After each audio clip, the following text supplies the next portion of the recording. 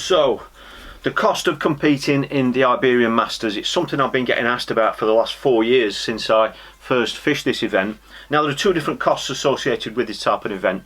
You've got the fixed costs, so they're the costs that won't change no matter who you are. So that is the entry to the competition and the cost of the hotel and all that sort of thing. And then you've got the flexible costs, or the ones that will fluctuate, and they're the costs that will, they're like your cost of travelling, so that will obviously depend on where you're travelling from, how you choose to travel, and all that sort of thing. Okay, so the flexible costs as regards this particular trip, I'm obviously travelling from England, okay, from the United Kingdom, and we've actually been able to get flights out there this year cheaper than we have done before, and that basically equates to for myself and my father, we're flying out there with Ryanair from Manchester Airport, and we have paid £100. That is return. So they are the cheapest flights that we've managed to get for this particular trip. So it's cost us £100 each to fly out there and fly back. Now, the first thing I've got to say about that is we don't have any excess baggage. Okay, so if we were taking our tattle, or if I was taking my tattle on the plane like I did the first 2 years of this event, then those costs would probably be around £300. You've got to add about £200 on for your luggage, if you can break it down small enough to take it all on the plane. Okay, now again, that will determine what type of tattle you're going to take. If you're going to fly, how you can break it down, how many pieces you can break it down into. And what you can see is that certainly with Ryanair and EasyJet as well, when you do go to book your flights, if you want to get an idea of how much it's going to cost, there is a section there for adding on extra luggage, and all you do is go into the sports equipment area of that website, and that will give you a breakdown costs of taking excess baggage or extra baggage, just like obviously like you are going to compete in a sports event. And those items of luggage will be categorized. So for example, there will be prices on there for skis, for example. There's even a price on there for taking a canoe or a kayak. Okay, so you can imagine, you know, it really depends on the type of tattle that you're going to be taking with you. When I flew, I took 3 items of luggage. Okay, I had one really big kit bag, and that had all sorts in it. It had my seat box in there, which was broken down, and everything else, all my other bits and bobs in there. The other bag was a stink bag, so just like a normal stink bag, and in there I obviously had my nets, my side trays, my casting mat, and any other bits and bobs I could put in there. And then the third item of luggage was the bazooka. That was the big black tube that's got the rods in, and so I broke mine down into 3 lots. So if you're going to take your kit, you can do it for about £300, but like I say, our kit isn't going on the plane this year, so it's actually cost us £100 for the flights. Now, the way that our tattle is getting out there this year, Mark Morris has kindly volunteered to hire a van and take our tattle over to Spain. So he's obviously driving. So we have paid him to take our gear over there for us, okay, and the additional cost of that is, I think it's £200. So again, when you look at the cost of the flight and the cost of getting your luggage over there or your tattle, then again it's £300. So it would have worked out about the same to take my tattle on the plane, but that would have meant that I would have had to break it down. I would have had to have left quite a bit of kit at home, whereas because we've got a van going across, I can take my normal seat box and all my normal kit bags and luggage. So as regards getting us there and the tattle, you're looking at £300. Now the car hire, I booked my car hire this time through Ryanair, okay, and you're probably looking at, again, this depends what type of vehicle you get, but the key thing that you need to remember on this particular event is, my words of advice and help for you are, don't get a vehicle that's too big, because you will be passing other vehicles actually on the match length, and in some areas it is quite narrow. So don't go getting a great big 4x4 if you can help it, or a great big van, you know, otherwise you will have 1 or 2 issues getting around the venue once you get down there.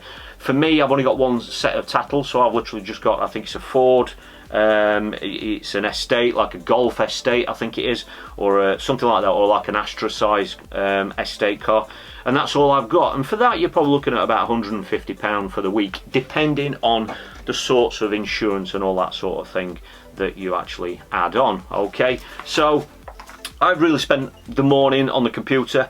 These are all the bits of paperwork that we need to take with us this year. Yes, you can obviously have lots of things on your phone, but if that ever went missing, then I still prefer to carry my travel documents printed off as well, just in case. Now, the reason why I'm mentioning this, it take me all morning to do this.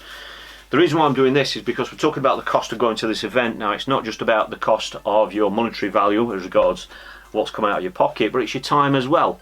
You know, I think it's important to factor these things into trips like this. So, for example, for this particular trip, we've got the car hire. Okay, so that's all been sorted.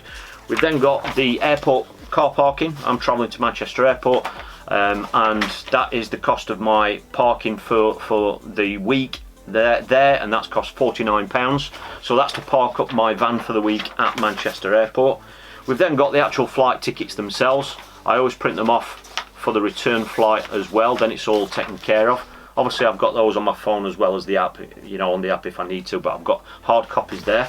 Alright, we've got the COVID restrictions to go through. We've got the COVID passports, so I've got the COVID passport there for Dad. I've then got my own COVID passports, the NHS passport, so I can travel over there. We've then got the Spanish declaration, which basically means it's a health form that you need to fill in order to get into Spain. And in order to complete that form, you basically need everything. So you need your flight times, your flight numbers. They even ask you where you're staying, how long you're staying, what countries have you travelled through to get there. So there's all that sort of thing to factor into your time management when you're planning a trip like this. I've got Dad's insurance, which is very important, and to give you an idea of what that's like, that's cost in excess of £90 this year. He's 85 years old, so if you are that sort of age bracket, or you're thinking of taking loved ones with you, then the cost of insurance when you get to that sort of an age can really add on quite a fair chunk, and that's what that's done. And then the last one here is, it's just a policy, the certificate of insurance.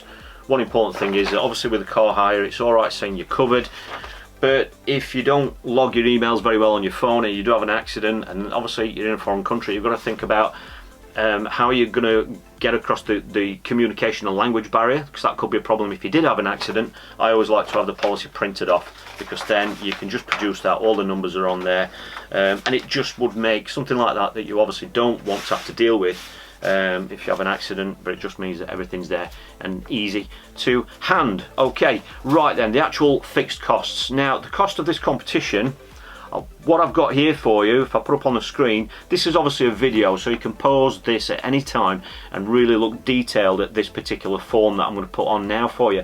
This form outlines everything about this competition for you, okay? So I've got it here on my phone, so I can refer to it. It gives you the programme in the top left hand corner. Wednesday is practice day, or the official practice day. We've then got Thursday, which is another practice day, and then the competition actually is Friday, Saturday, Sunday. If you look over to the right hand side of the screen, you've got the general schedules, so they're basically the fishing times, the times that you go in, okay, and then underneath that you've got all the rules, so it gives you the maximum hook size and all the general rules. Okay, it is a almost international rules type competition, so you can obviously study that in your own time. Now, the actual costs themselves, if you look at the bottom, the registration fee for this competition is €400. Now, that is the actual entry fee. So that is for the 3 days of competition, okay, but that includes everything. So you know, you've got your fishing licenses and all that sort of thing to take care of once you get out there. But so it's £400 to fit, sorry, €400 to compete in this event. The hotel accommodation, one thing about this competition is that all the competitors and the organisers all stay in the same hotel, which, you know, it gives it an incredible atmosphere, because every evening and every morning, you know, we're all having breakfast in the same room together. The atmosphere is absolutely incredible, and it also means that if you have got any problems or issues, there are always people there at any stage of the evening where you can actually go and approach them if you need help with anything. So that is one of the things that makes this a really special competition. It also means that the results are published there each evening around 8 o'clock, I think it is, so you can actually go to those boards and see what the results are for each day. Now, €400 to fish a competition like this, a 3-day competition, possibly seems a lot of money to some people, but when you go over to towards the actual prizes, when we have a look at what is actually being fished for, then this really puts it into perspective for you. So for entering this competition, it's €400. Now, the winner will walk away with €6,000, but they are actually paying out this year again the top 30 anglers. Now, it's a 115 peg competition. They're paying right down to the top 30 overall after the 3 days of competition. But then if you look on the right hand side as well, you've also got that there are going to be 5 sectors or 5 sections, and they actually pay out the top 6 in each section. So even if you come 6th in your section, you're still going to be walking away with €30. So when you see that, it really puts it into perspective that yes, it might seem quite expensive to enter at €400.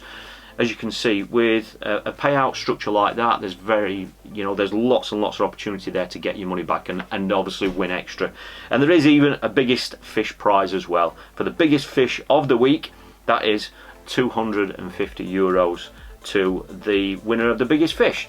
This, when you add everything together, it's not a cheap competition, but this is the type of competition where you don't really do it if you're penny pinching a little bit. You know, it's not that sort of an event. It's an event that's very, very exciting to fish. The style of fishing there is very exciting, but it's more about the experience. You know, it really is an enjoyable trip, and it's almost like a holiday. And you know, like I say, it's a great opportunity for me to take Dad along on this, and obviously with it being in Spain, it's a fantastic part of the world. And it really is an exciting competition, but like I said at the beginning, this is an open competition, so anybody can enter it. So I hope this has shed a little bit of light onto this for you. In the next video, I'm going to be just talking to you and showing you the way that they're going to be pegging this competition, and I'm also going to be talking about the bait as well. We haven't really touched on the bait side of things. So throughout all of this week, I'm going to be updating you from Spain and all our future competitions. So if this is the kind of update that you like on a daily basis, it's almost going to be daily, then hit subscribe so you don't miss out on any of the future uploads, and I look forward to updating you about the bait and the pegging for this competition.